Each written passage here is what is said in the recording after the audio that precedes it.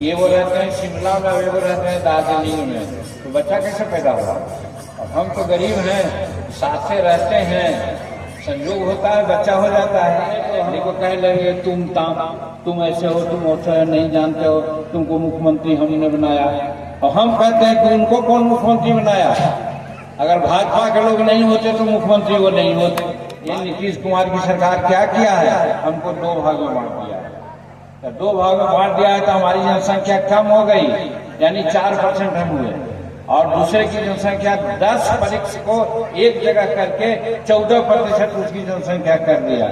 ये बेईमानी इन्होंने किया है और कहते हैं कि हम जनगणना करवाए हैं। ऐसा जनगणना होना चाहिए।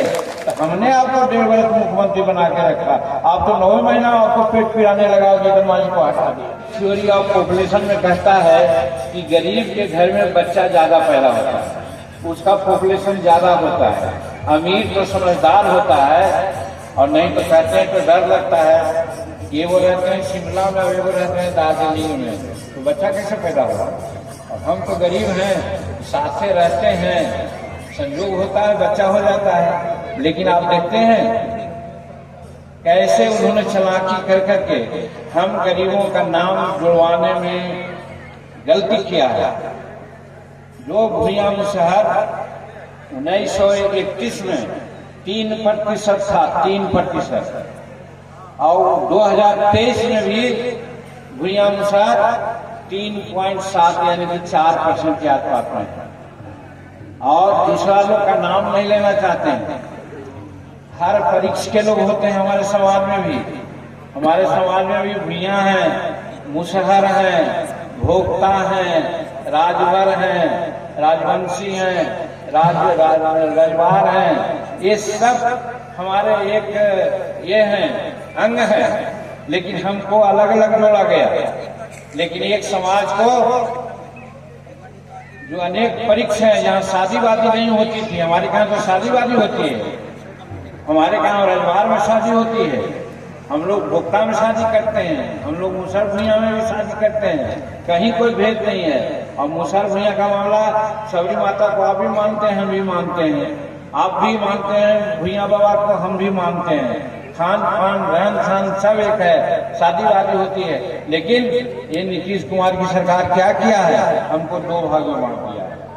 तो दो भाग में बांट दिया है तो हमारी जनसंख्या कम हो गई, यानी 4% हम हुए। और दूसरे की जनसंख्या 10 परीक्षा को एक जगह करके 14% उसकी जनसंख्या कर दिया। ये बेईमानी इन्होंने किया है और कहते हैं कि हम जनगणना करवाए हैं। ऐसा जनगणना होना चाहिए। तो इसलिए हम कहना चाहते हैं कि ये जनगणना नहीं हुई है, ये सिर्फ नाटक किया गया है, दूसरे को दिखाने और समझाने के लिए और दूसरे को लाभ देने के लिए। फिर भी है, हो गई जनगणना की बात। रिजर्वेशन अभी कल नोटिफिकेशन हुआ, आप लोग सुने होंगे, नोटिफिकेशन हो गया क्या भाई, तो 75% आरक्षण होगा। शेड्यूल कास्ट 16% था, अब 20% होगा। 1% आदिवासी थे, 2% होगा। ऐसा नोटिफिकेशन हो गया। हम विधानसभा में यही पूछा नीतीश कुमार से कि हाथी के दांत 2 होता है, एक दिखाने वाला और एक वो खाने वाला।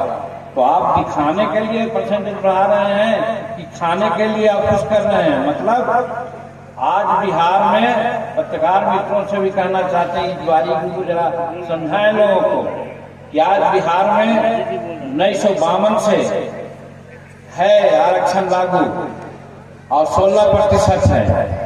आज बिहार सरकार में असेंबली में हमने कहा कि आपको अगर बहुत जस्टिस की बात आप करते हैं तो आप बताइए हमारा कितना बैकलॉग है, यानी 16% हमारा रिजर्वेशन है कि नहीं है। शेड्यूल कास्ट और शेड्यूल ट्राइब सबको मैं कहना चाहता हूं, समझना चाहिए। आज आरक्षण कितना है, 7 पॉइंट समथिंग है, यानी आधा भी नहीं है। तो वही हम कहा कि पहले जो आरक्षण हमको मिला है वो तो दे दीजिए।